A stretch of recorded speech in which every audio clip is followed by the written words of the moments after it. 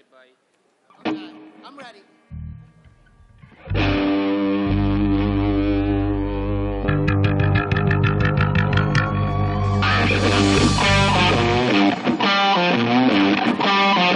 Ladies and gentlemen, it's the Kings of Con, Richard Spade Jr. and Rob Benedict!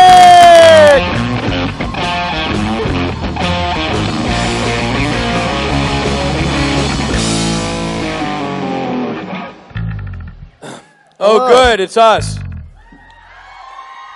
I know what you're thinking. You've been thinking of this all weekend. I know you people better than you know yourselves. You're thinking to yourself, when are we going to get to see Rob and Rich on stage? Because we haven't gotten enough of them. Anywho. Rob, oh, you're back. I thought you left. I did. Oh. I had second thoughts. Remember when you quit the band yesterday? That was weird. That was fun. That was weird. So we came out and played. We had Rob told us to play this Judas Priest song for Misha. Nope. And so we played it. Is Breaking the Law? Yeah, Misha Collins. You know, we're going to do this whole thing. And then Rob... And nobody told me. Well... You forgot about the part that nobody told the lead singer of the band that's what we were doing. Here's the thing. Okay, yes, but. I'm going to say yes, but there's a but to it. Yes, but. I was going to. And so Billy Moran was really, I don't know, you guys follow, there's a social media platform, it's sweeping the nation. Have you guys heard of Dick Chat? Yeah, okay. So. That's not a platform. It's real popular. Snapchat. You're too old to understand, Pops. The kids love Dick Chat. You're a real jerk. A man's going to I'm going downstairs. You're gonna, I've had enough of this. I thought you were going to tear apart the lectern just to teach you who's boss. Anywho, so Billy was really into doing Breaking the Law by Judas Priest. So we were going around and doing it with all the actors yesterday. Yeah. Breaking the law, breaking the law, breaking the law. We're doing that, and so we thought, oh, that'll be fun. We'll play that to outro Misha. And so we all said, oh, we told everybody back here. Everybody? Back here. Everybody guys. Back there, right. And then where was I sitting? Right, you're right here, Okay. Up here. And I was going to come talk to you, and at that point, Misha goes, thank you, goodbye, everybody. And he wrapped his panel. And I go, he's our age. And behind me, they're going, da-da-da-da, da-da-da-da, buddha-buddha. And I'm like, what the hell? It was my favorite thing that's happened all weekend. Because you were like so confused, and you stormed off stage. Confused, that's a word for it. Vulnerable. Embarrassed. You stormed off stage. And then this morning, I also laughed out loud. And Robbie's so funny. I laughed out loud because the announcer that we pay a lot of money to, Backstage, who announces us on and off, very, very nice guy. Hopefully you'll meet him one day. Sounds a lot like you. Very talented guy. He does. There's a skosh of a vocal resemblance. But anywho, he introduced Rob as, I don't know, something about drugs in your beehole. I don't remember. You didn't say it. I don't write it. The announcer announces it. And you took to the stairs. Like, your glorious arrival on stage was peppered with because you're coming on stage and you're like, yeah, rock and roll, here we go, yeah, woo! In his butthole. Wait, what just happened? Oh, you're on fire this weekend, man. You really are. Some of your best work. He always says it's some of your best work when it's actually some of his best work. Making fun of me. It's a collective. All right? Just so you know. He'll be like, you throw me under the bus. You can't have... Roll over me and you're like, no, great sir. stuff, Bobby. You cannot have Hall without Oates. And I mean that. That's true. Okay. Let's take questions. All right. People nowhere near the mics. You, right here. Approach the mic. Okay. Oh, God. Hi. Hi. Hi. So my question is actually for Rob. Well, there he is. And the band. Well, you're screwed. I'm going to have to speak for them. But they don't speak. So I've recently been trying to, start learning music and, hone my talent. And I really want to start, writing songs and performing. But I just can't get that, I suck part of the whole thing, you know?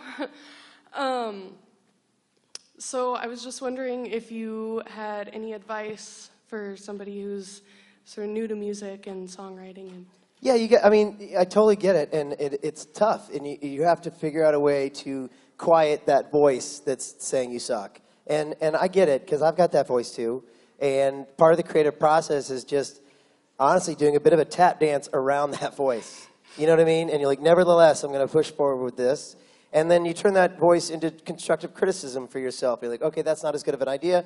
Let me try this. But the important part is do. Do it. And do it once, and then do it again, and do better. You know what I mean? And you're going to make another song, and maybe it's and then you do another one that you like. But just create. And it's so, now you have access to things I didn't have access when I started writing songs. And, you know, just through, you know, GarageBand on Apple, you know, it makes it easy to actually lay a track down. So my advice would just be to do and to know that anything you create is going to be beautiful because you created it. It just is. And if someone says that's not good, that's just their opinion. It has nothing to do with you or the fact that you're creating and doing this from your heart. That's all you got to do. Just keep doing it. And know that it is good and you don't suck. Thank Okay? you. Okay.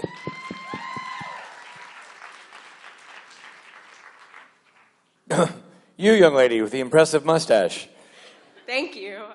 Sorry, I'm kind of nervous again, even though I talked to you guys last year. I just want to say that, you know, Supernatural and seeing you guys on the show got me really into the fandom. And 2 years ago, I became friends with my best friend, who is now my girlfriend. Well played. Nicely done. Boom. Hey, we're just friends. Guess what? Yeah, wherever you are. Well done. And she lives in a small country, and she kept telling me, I'll never go to a convention like this. And forward to now, I spent tons of money, and she fly over here, and she's here at the con with me. Awesome. Great. That's awesome. Congratulations. And with Supernatural, sorry. You're doing great. You can. You got it. I think you're currently doing it. If it wasn't for you guys, I wouldn't have someone so amazing in my life. So I'm forever grateful that Supernatural is created and you guys are a part of the show.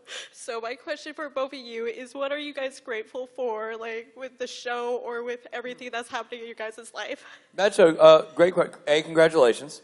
Yeah. That's awesome. I think I can genuinely say that I think one of the things I'm grateful for is the same thing you're grateful for, is the relationships the show has brought me. I consider, obviously Rob and I are great friends, our families are great friends, but for the fact that we had been joined on this show, on this convention circuit, not even the show, that wouldn't have happened.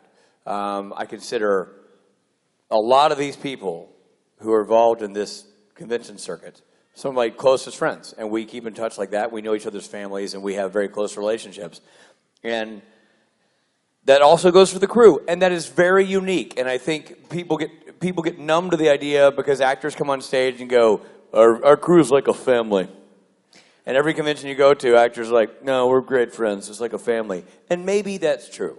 But I've been doing this for a long time, and I've worked on a lot of shows. And I've done a lot of shows more than I've done Supernatural. 5 episodes is not a lot of TV to work on for a show.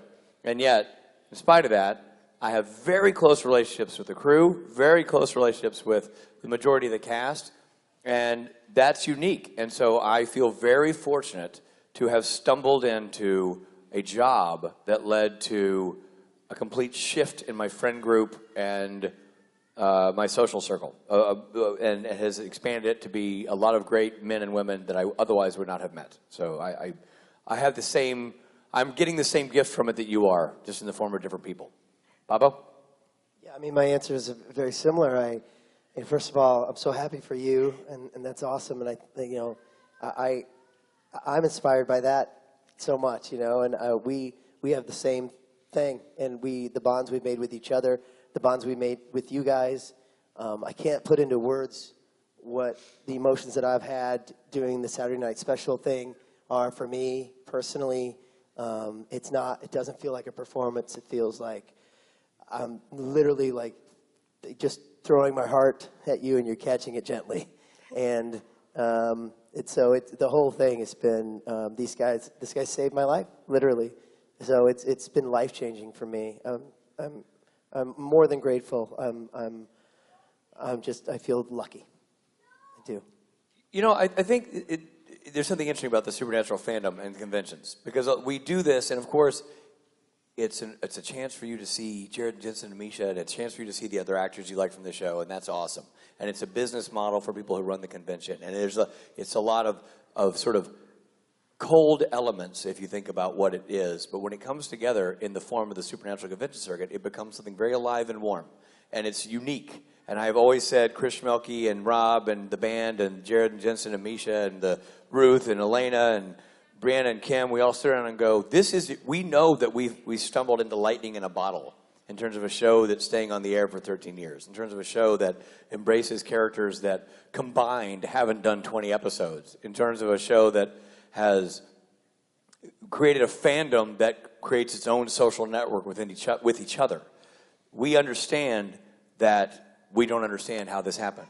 We understand that one can't fake it, and one can't emulate it, and one can't recreate it. We understand that the conventions have become a thing of their own, an entertainment source that is bigger than what a convention should be or has to be. We understand this, and we revel in it and enjoy it, and it makes me proud to know that when this all folds up and we're all done and we don't get together anymore and we don't do conventions anymore, that we will all, you, me, them, and people who've gone to other cities will look back and go, shit, that was cool. Thank you. You're welcome. Hello. You. Hi. That's really loud. Okay. My question's actually for Rob. He's right there. And hi. And it's about like when Cass, he like your character God, when Cass had a lot of faith in God because, you know, like he wanted to find his dad and stuff, but then he lost the faith because you never answered. And then like when you came back in season 11, you guys never had like an actual conversation. And I was wondering what you were thinking. Like, do you think your character would like want to have a conversation with Cass and like how that conversation would go down? Yeah, I mean, I'm bummed that I got to actually I got to have a scene with Misha, and he actually wasn't Cass. But yeah, of course I sit down and have a conversation with him. I'm sure he's got a beef with me, like a lot of people do. But I'd be willing to have that conversation, sit down, and throw it around with him a little bit. I'd have to assure him that I do love him. Well, I mean, I'm sure you have some explaining to do to Misha. He lost faith, and it's kind of it's a classic "Where were you?" moment. It's Castiel. It's between like me when and you Castiel. were, It was really between me and him. You know what I mean? when you were on the show and you didn't have time to bring me back. That was weird. But you know what? There you were, and then the writers had the script laid out, but no, you had to improv the line. I don't have time to bring Gabriel back. No, it's interesting. No, that's not improv. No, that was in the script. I read it how it was written. I read each word exactly. You put a little stink on it though that I don't think was in the script. No, but this is a moot conversation because you're back. Yeah. Okay. Here's the thing.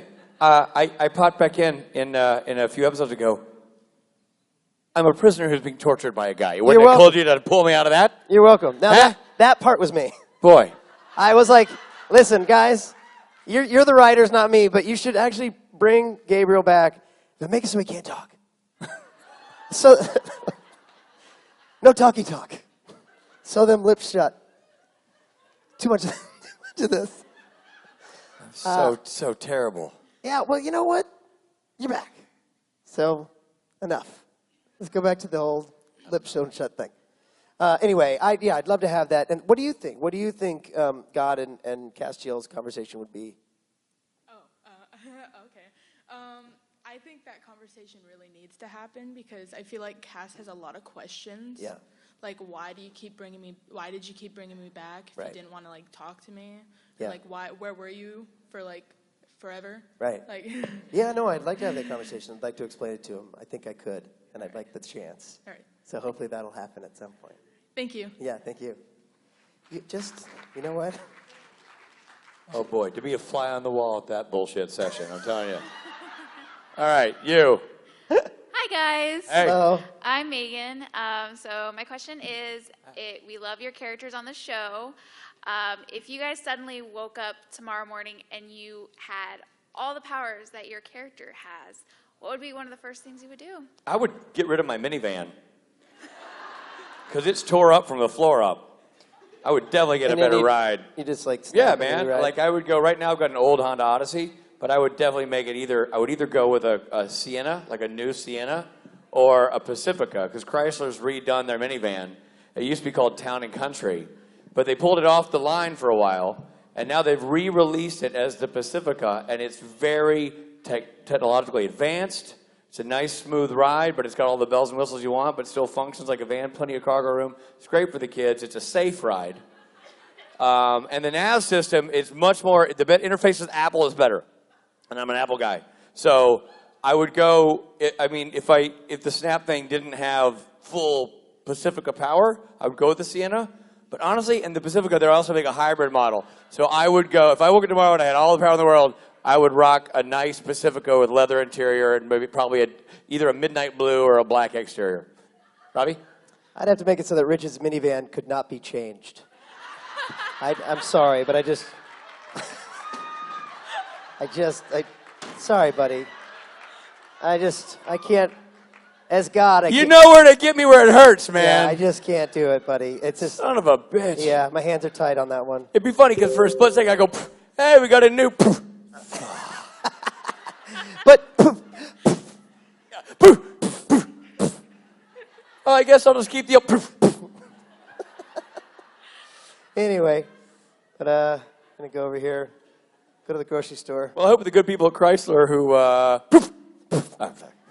The good people at Chrysler who see this video, because I'm sure they watch our conventions obsessively, decide to upgrade me to a quality van. I hope they leave you out of that email chain. I hope you're. Anyway, thank you for your question. Thank you. Thank you. You. Hi. Hey. My question is for Rob. Robbie? Yes. I was wondering, when you write one of your amazing songs, do you usually start with the melody first and then add lyrics? Or do you compose the melody to already written lyrics? That's a good question. Yeah. I write the melody first, and then I start sort of making up words that I feel like fit good with the melody. There's sometimes like an an R, an ah, like sounds good, so I'll make up a couple words. And then those words will remind me of something, and then that usually sparks sort of a creative journey where I sit down and then I'll pen lyrics. Or reminds, or the melody itself reminds me of a feeling. Right. Or maybe I'm already just feeling something, and I'm writing a melody that accompanies that feeling, and then the lyrics come next. But for me, the melody comes first. I always find it fascinating when it's the other way around, like Elton John and Bernie Taupin have been writing hits for years, and their writing thing is that Bernie writes the lyrics and then gives it to Elton, who sits on the piano and writes the music to his poems, basically. Yeah. And I just think that's a fascinating process. But for me, it's melody first on the guitar. So how is the band involved? Like, when do you bring them in, and how do they Well, then, change the song? I mean, 90% of the time I write it. I've got the melody. I write the lyrics. I write it out. I record it, and then I give it to them. They're like, yeah, that's good. Let's get together. Then we get together, and we play it. And inevitably, when you're all plugged in and there's drums, everything, the song immediately starts to change.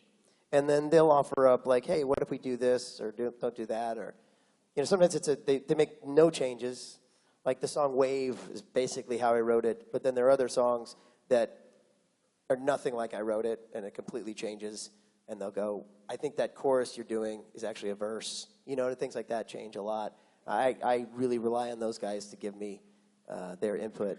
And then sometimes I just have a fraction of a song, and I'll come in and plays like a riff or something, and then we just jam on it. And then other times, Billy he'll write a melody and give it to me. And he was like, I wrote this. I was kind of thinking of my daughter when I wrote it. I don't know. And the name Honeybee came up. So then I went and wrote the lyrics to Honeybee. But then that's like a very collaborative. And Billy wrote She Waits. He wrote the music. Really? And then he gave it to me. And I was thinking about my mom and my situation with my dad. And I wrote the lyrics to She Waits. But Billy wrote the melody to that. That's awesome. Yeah. Thank you for your question. Thank you. You. Hello. Hey. Hi. So obviously you guys were at the R2M panel yesterday. I think so. We were at the R2M panel, weren't we? I was there, I think. We were R2. I think so. Yeah, we were two of the R's. Yeah. And then I guess there was an M. So yeah. Okay. confirmed. Matt mentioned that he was interested in directing, so would you let him direct season 2 of Kings of Con? No. No, we got a real tight list there. It's tough. You know, Absolutely not. I don't want Matt's beautiful hands anywhere near. Yeah, no. Our creation. He'd make it all hot and sexy. And we like to be unsexy. Everything will be very ab-centric, and I'm not sure we're ready for that kind of... Can I get the ab filter on the lens? There's no ab filter, Matt. There's no... Well, there should be. I need more Cohen in this shot. Oh, wait, that's me. Hold on. But thank you for... But absolutely not. Never. Over my dead body. But thank you for your question. You. Hi, Rob. Hi, Rich. Hey. This is for both of you. All right. All right. I don't know if you've noticed, but there's been something missing from the Supernatural Con circuit since 2018 started. And inquiring minds would like to know what happened to the dead trees. They came to life. They come to life. They started growing leaves and sprouting, and that kind of birth and life has no place on a supernatural stage, so we hit the whole thing. No. But we put our foot down. We said, fine, take the trees, take the foliage, be done with that. But you keep your dirty mitts off our lectern. Don't you touch that lectern. Because one of these days, my dream of owning a successful Amway chain is going to come to life. And I will be here selling your products that you really can't live without, especially this coming holiday season. I love how many of the actors really use this. You know what I mean? It's a Get behind mainstay. it. I don't know if you're in the hotel business. You must get a bump if you keep the lectern on the stage. I don't get it. It doesn't make any sense. Everywhere we go. Yeah, I don't know. But it's a great way to remind ourselves where we are. Yeah, certainly. The dead trees, they ran for their lives. They're free now. And we're so proud of them. Well, we're just happy that there's no more issue of maybe a fire. You know what I mean? To have all the dead foliage. Yeah, there's a lot of things wrong with the dead foliage. The was- lack of theme, the Spanish moss theme, the tombstones. It was an ominous, creepy sort of vibe. And I like the ominous and creepy to come from us, not from the props. That's right. Thank you. Thank you. You. Hi, guys. Hello. My name's Brianna, just in case you didn't know. After SNS, we were watching Kings of Con till like 3:30 in the morning. And Just last night? Yep. That's so sweet. Well, this morning, technically. Yeah, right. I think it was a placebo episode. I noticed something that I didn't notice before. Rob left the circuit for a little bit, and I was wondering why. Like, was there too much pressure on you where you're just like, I'm too great, I don't need to come? Wait, I'm totally lost. So Yeah, in there the was a line in the where- placebo episode. I think there was a line that said Rob had to quit the circuit for a period of time. I In feel the like it was- Halloween episode? I feel like it was in Or the maybe we That watched wasn't that the too. pilot. the placebo episode is where It might have been the Halloween too. in the bar. I don't remember it in that, but in the first episode you say something about. Yeah, you're trying to quit the circuit because you want out, but I don't remember. Oh, it's in the one where we get married. Right. You say also watched it was that. during that period where you left the circuit, and I went and got the lower back tattoo. Oh yeah, we were sort of following Yeah. up on the pilot idea when Rob was having marital problems and he had sort of taken a knee and. But yeah, the idea too is that in the past, at some point, Rob left the circuit for a year or so, and that's when Rich drags him back in. And Rich, that was the point where Rich was drinking a lot, and he got a lower back tattoo in Right. prison script Yeah. that said "Dick."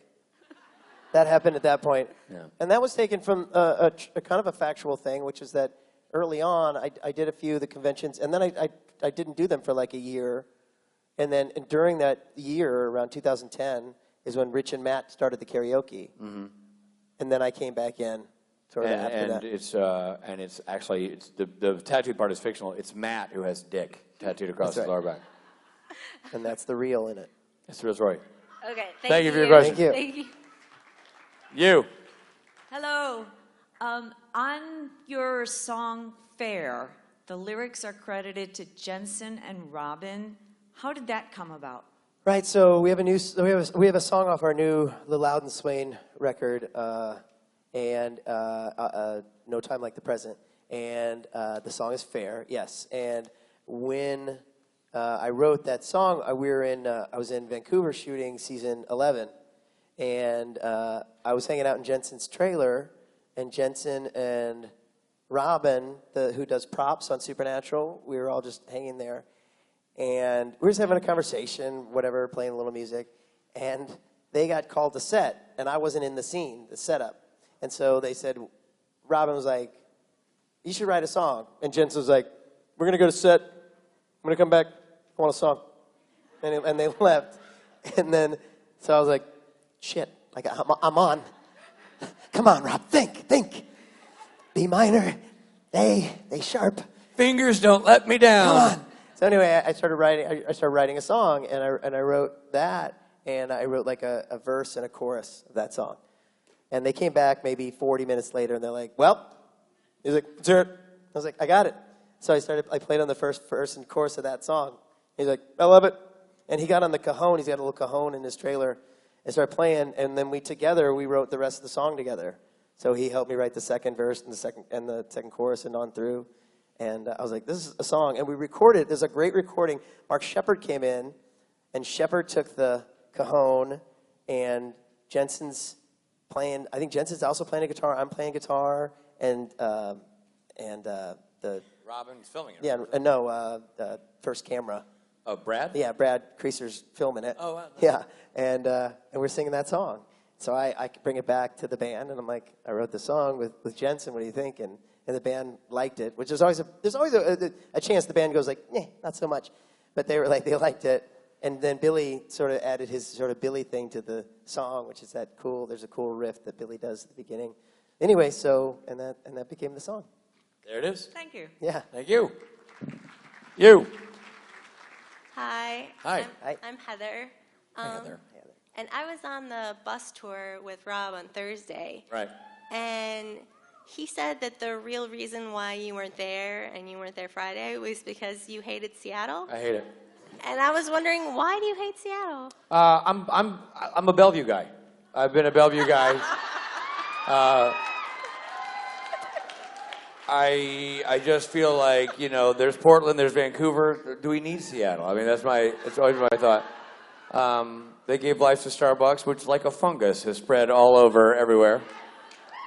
It's the McDonald's of the millennials, and it's too much. And so I've had it, and it makes me understand. Because for years I never understood why Rob hated Perth so much. Like, how can a man hate a city?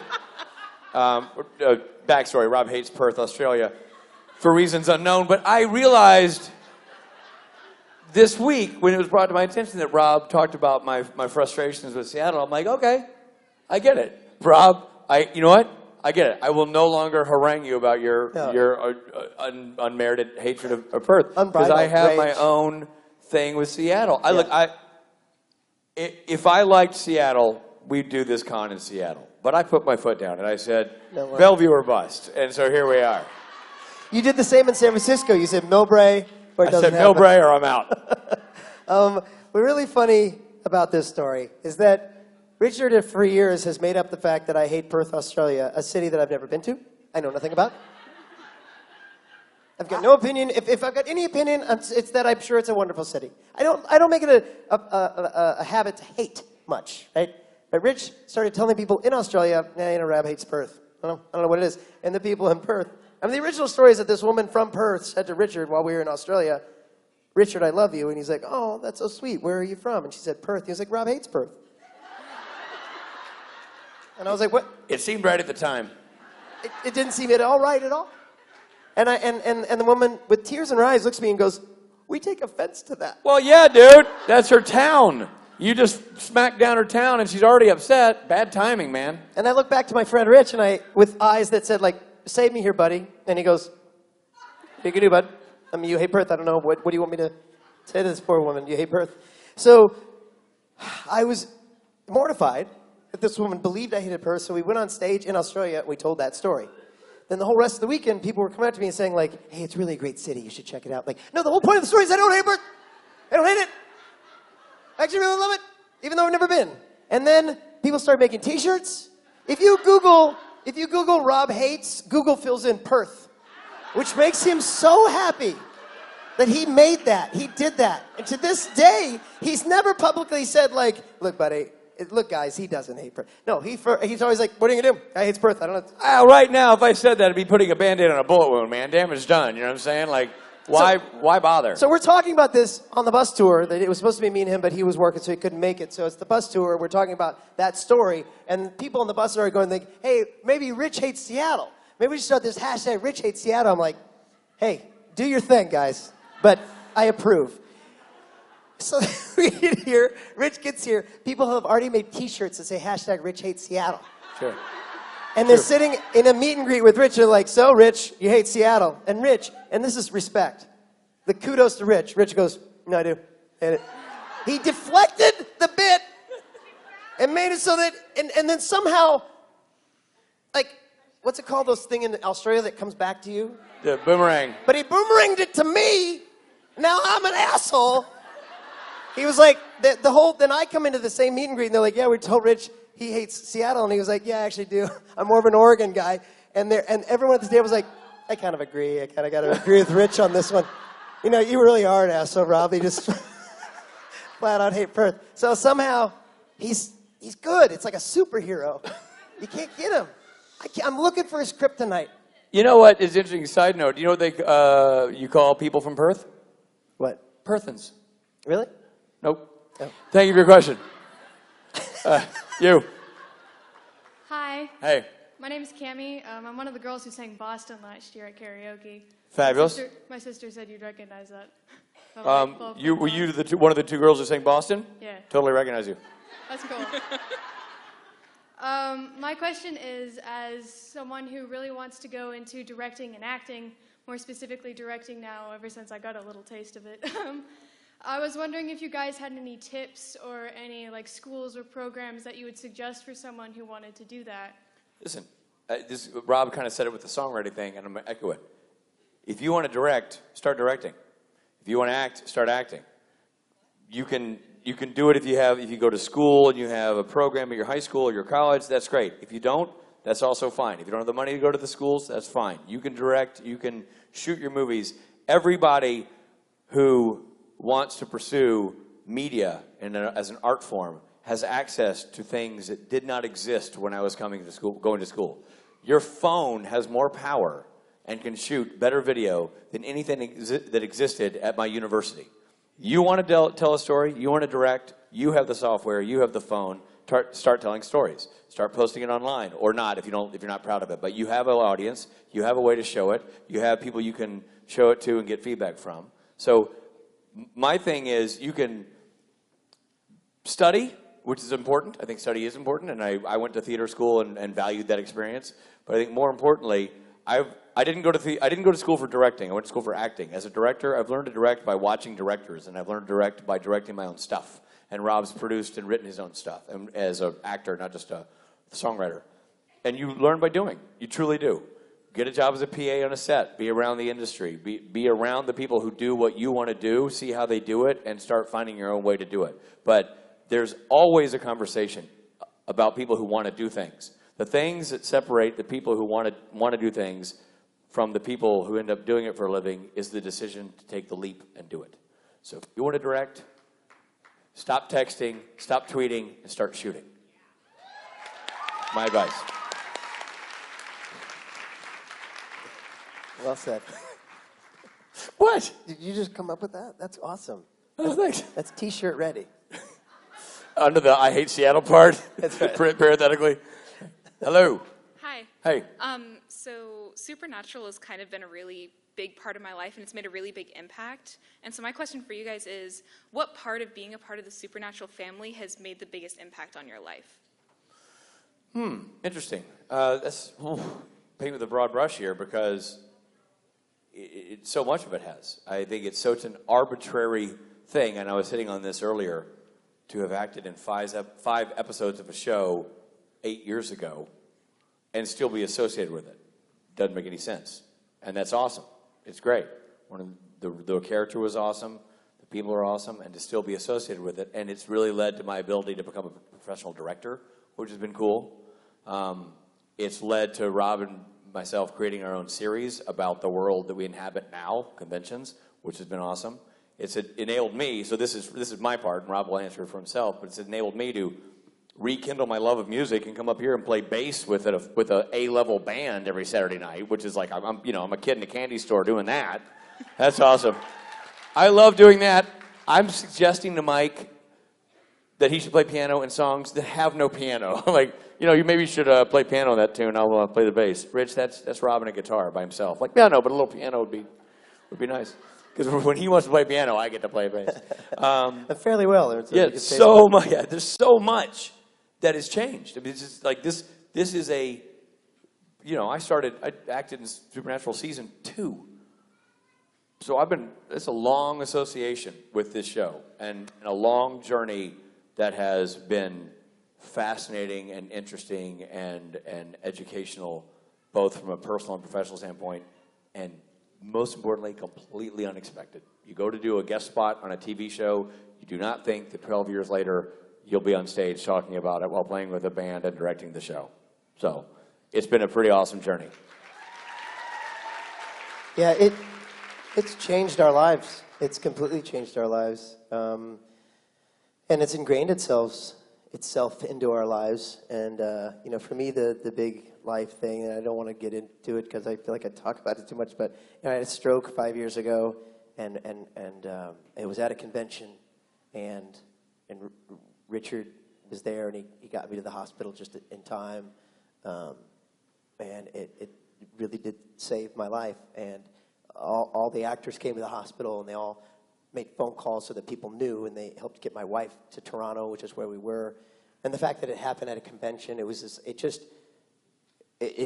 glued me to this experience, to this family. And thank God I recovered. But it took a while, and a lot of prayers, and a lot of the fans reached out and gave me their thoughts and prayers, and the cast was so incredibly helpful. And it's a moment that moment in my life changed my life forever. In my life, was that before the stroke or after the stroke? That's just something every day for me.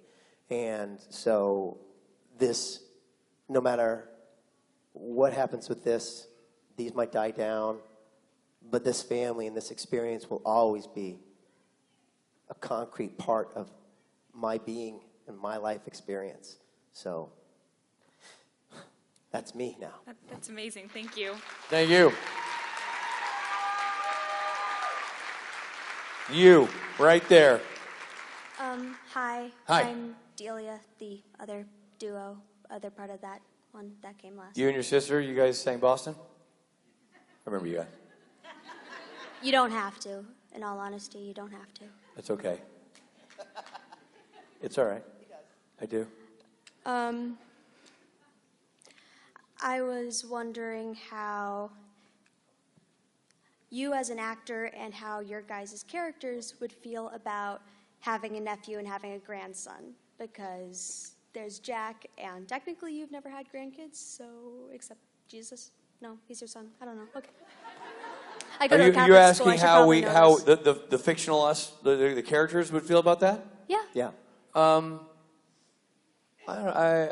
Being an uncle would be fun. I think I'm probably going to be more handy when he's 18. Yeah, you're going to be a bad uncle. Yeah, I'm probably not good with the young ones. No, that's not my bit. No. But you, I'm Grandpa? incredibly proud.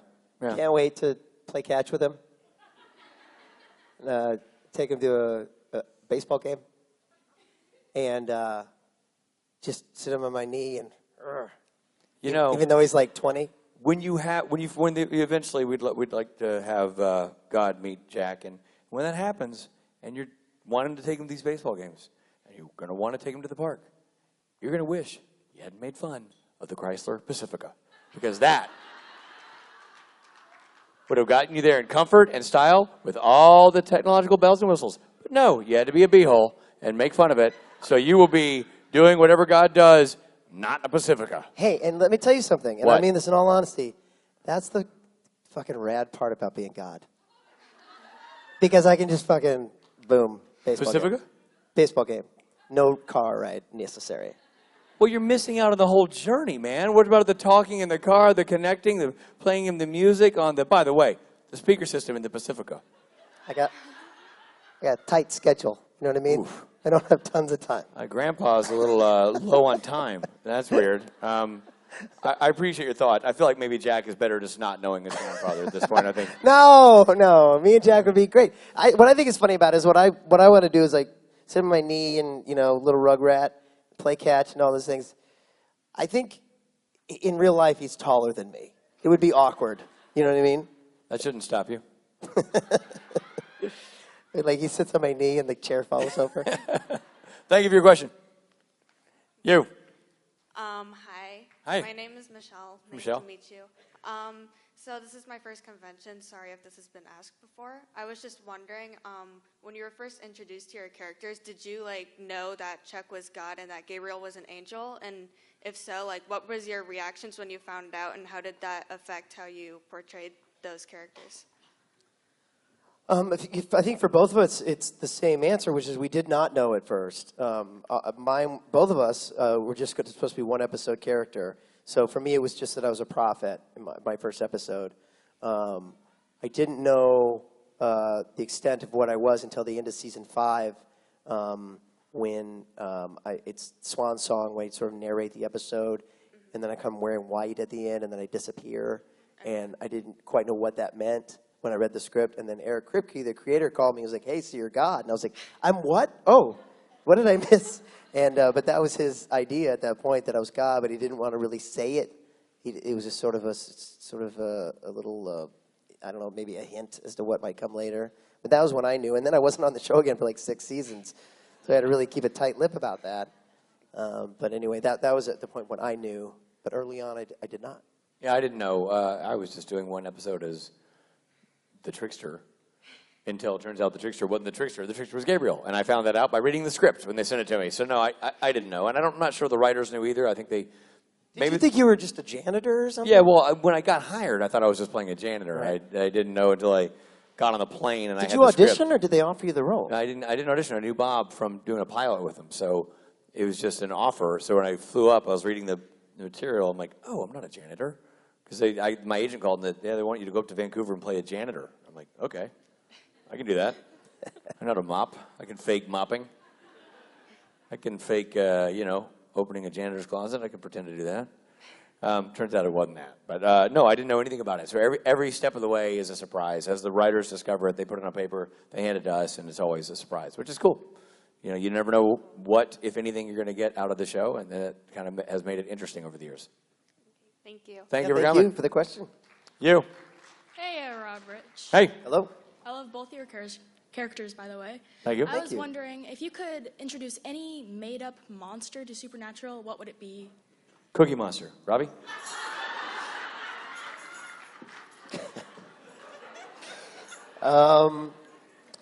Any made-up monster? Yeah. I guess that's obviously not a made-up monster. It's a real monster. Cookie Monster? Mm-hmm. Yeah, but I would cast him to play a different monster. Oh, I see. I would go with one of the monsters. What role am I playing? Okay. Where's my trailer? Right. That's a great Cookie Monster. But I did not know that Cookie Monster was in your repertoire. When they say, hey, Cookie Monster, you need to put your name on the contract here. How do you spell it? Well, C is for cookie. Good enough for me. O is not for cookie, but that's the next letter. That's not the word. O is the next letter, and that's all she wrote. K-I-E is my first name. That's not the lyrics. My last name is Monster. Nope, not at all. That's not the lyrics at all. I'm just saying. Be great if Cookie Monster might be able to do accents, and then Cookie Monster could go and do a different monster. It'd be cool. I'd cast Richard as the Cookie Monster, as the monster of the episode. That would be my... So you must be Dean, and you must be Sam. Right, I feel like there's a noise in the closet. What is it? Cookie! Thank you for your question. All right, last question. Last question of the last question of the day. I'm totally okay with that, first off. My question is, what was it like leaving home for the first time as adults, and how did it affect you and your parents? And how did you make it a little easier on yourselves? Because I moved away to college, and I'm still trying to adjust. I'm still trying to get out of there. I live with my parents, and they're good people. I live in the basement, Barb and Dick. They're wonderful landlords. Soon, we hope. Soon. Yeah, but eventually I'll get out of the house, and when I do, I'm gonna get a nice place with a minivan. Yep. No. Something from the Chrysler family. Nope. The Pacifica. Rich and I both went to college, and that was our getting out of the house thing. And then after college, we stayed out. I left home at 18. I have never been back. I didn't have a hard time with the adjustment because I was ready to scoot. But college was hopefully the adjustment. that's helpful. College was the adjustment for us. Yeah. There was 4 years of, oh my God, what have I done? What am I doing? Oh my God, you're cool people. Hey, I like you. And then home, oh, that's way back there. It was kind of like that kind of thing, and college was the sort of passageway to then get to life. Right. For us. I definitely understand that because my fiance lives down the street from me. There you go. Well, we're glad we finally got out. Yep. And then soon we hope Steve Norton will be able to get out of his parents' house, and then God willing. One day. Ladies and gentlemen. Thank you. Thank you. Thank you. On the heels of that unhelpful answer, this is not just the end of our panel. It's the end of our time on stage. It has been a delight to be here in Bellevue, Washington, with you fine, fine people, and even you people who aren't so fine. It's been tolerable. And we now sing the song that we sing at the end of every convention. You know it. You love it. Sing it with us, won't you? Here we go. It's the end of the con as we know it. It's the end of the con as we know it. It's the end of the con as we know it. So go home. After you get your photos and your autographs, we're not kicking you out yet. It's the end of the con as we know it. It's the end of the con as we know it. It's the end of the con as we know it. So go home. Thank you, good people of Bellevue and the surrounding counties. On behalf of Michael Barra, Billy Moran, Steve Norton, that's Rob Benedict, I'm Rich Spate. Goodbye and good night.